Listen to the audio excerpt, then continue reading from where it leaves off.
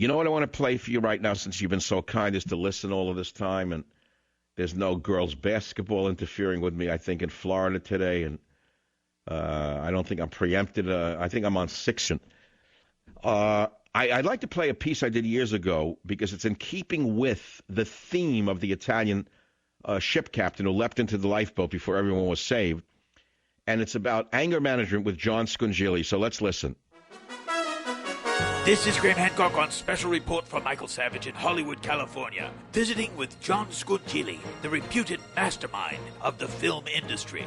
In a rare interview, Mr. Scungilli has agreed to talk to us about anger management and how he is attempting to get control over the out-of-control, insane liberals ruling Hollywood today. Mr. Scungilli, thank you very much for agreeing to do this interview. What do you mean agreeing to an interview? Who the hell are you? I didn't agree to anything.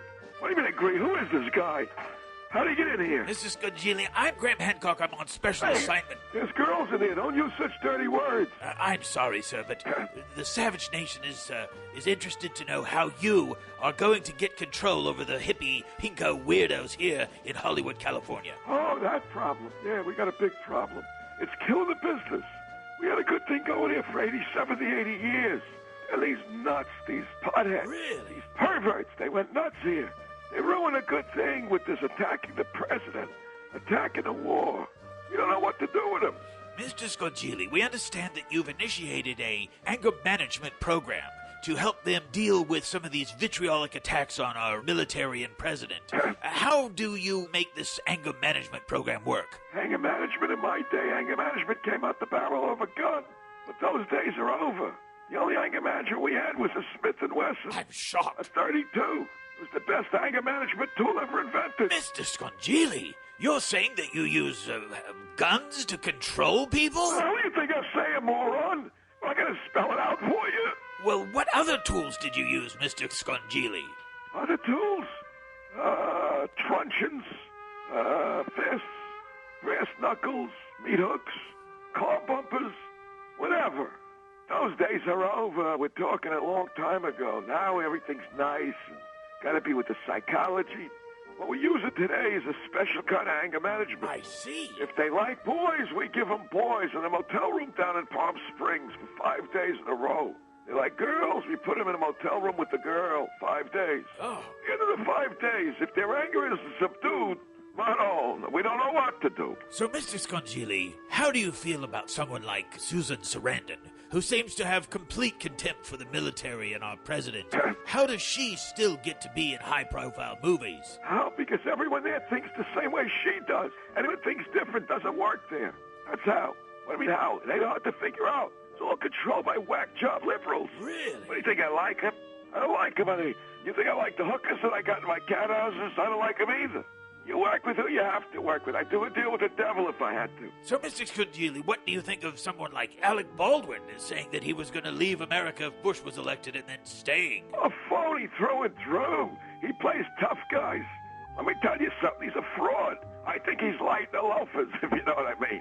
I understand, Mr. Scungilli, that you know Goldie Hawn. What is your take on her?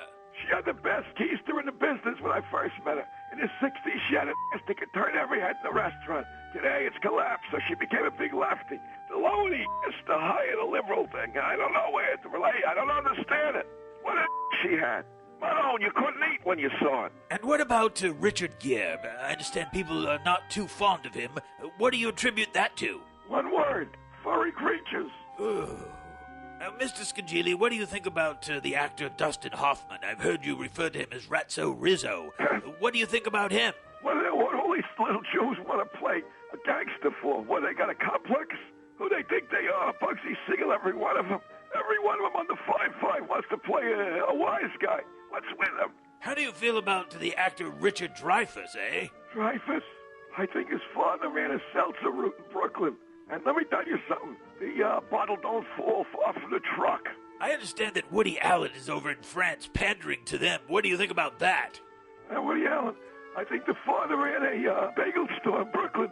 And let me tell you something. The bagel don't bounce far from the cart. Yes, and finally, Mr. Scungilli, what do you think about the actor Tim Robbins, eh? Tim Robbins, another one. His father owned a candy store in Brooklyn. Now, let me tell you something. The bar don't fall far from the rapper. So, Mr. Scungilli, how do you personally control your anger towards all of these crazy people? Hey, who gave you the right to ask me anything, you little schmuck? I ain't got no anger. Not anger with me. It's a nature. It's a nature. I see. Who the hell do you think you are, you rat b****, you... Shocking! So, Mr. Scungilli, in summary, if all of your anger management techniques don't work, what are you going to do? Teach. That's what we're going to do. Send them to Harvard. They can all take a job teaching at Harvard or Berkeley. Let them go to hell, all of them. Well, there you have it, ladies and gentlemen. My exclusive interview with John Scungilli from Hollywood, California. I did that years ago. I think it's hilariously funny. You should win every award in the history of radio, but like anything else, the awards are all political. So as long as you enjoy it, it's good enough for me. That was hilariously funny, honest to God. It was funny. I mean, come on. Funny is funny. I remember making that up as we went along. The rapper doesn't fall far from the bar, or the bar doesn't fall far from the rapper. The bottle doesn't fall far from the truck. I made it up on the spot. I haven't done one of those Graham Hancocks with David for so long. We used to have a lot of fun. Those were other days in radio. You know, La posizione è qui, il controllo di stabilità e trazione viene disattivato, la stabilità. I'm trying to read the manual that the captain should have read. I'll be right back.